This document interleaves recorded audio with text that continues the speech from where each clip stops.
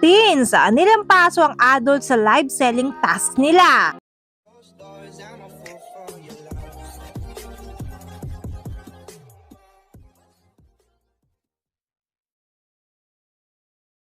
Matatandaan mga ka-DJ nung hindi pa nalalaman ng mga adults yung actual task nila ay tila minamalitan nila mga teens. Akala kasi nila mga ka-DJ na ang task nila ay gagamitan ng strength at strategy. Kaya tila minamalit nila ang mga teens noon. Pero ngayon mga ka-DJ, sino mag-aakala na live selling pala ang task nila for this week? At ang nakakalokang part dito mga ka-DJ, yung minamalit nila noon ay wala silang kaalam-alam ngayon na nilalampaso na sila ngayon. Paano ba naman mga ka-DJ? Alam niyo ba yung sales ng adults? Naka 250 sales lang naman sila mga ka-DJ sa kanilang live selling. Samantalang ang mga teens mga ka-DJ na super OA at hyper at makikita mo talagang effort sila sa pagbebenta. Kahit mapaos na sila, lalong-lalo na si Piang, ay nagkaroon sila ng 1K orders or sales mga ka-DJ. O diba napakalayo ng agwat nila. Yung adults 250 lang yung sales, samantalang sila 1K and counting pa.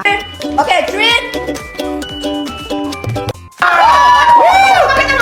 Para maniwala sila. Ayan guys! Very ganda ng niya.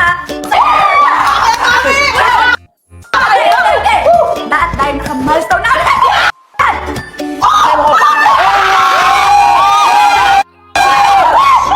Dahil dyan! Ulit! Naka-1,010!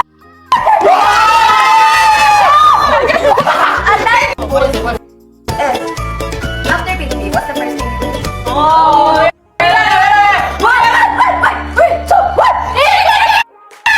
We're gonna eat chicken! Chicken! We love chicken! Ow! I'm gonna buy Snickers! Go! What we gonna do? Chicken pocket! We're gonna have chicken! Manok! Kaya nga hindi mo talaga pwede husgahan ng isang tao. Hindi porket mga teens lang sila ay pwede nyo na sila maliitin. Sino mag-aakala diba na makaka 1K sales sila mga ka-DJ? Iba kasing effort na pinakita nila sa mga buyers nila, kaya naman deserve nila ang 1K sales. Sino ang celebrity crush? Huwag kang mag-sales. Celebrity crush yan.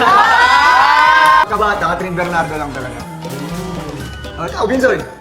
Nag-iisang nagpatibok mo sa puso. Oh, sa puso! Oh! At Optic White O2 Mouthwash na nagkakahalaga na sa halagang 525 pesos, pero dito sa live, makukuha mo lang to sa halagang 379. Kasi naka-discount ka na.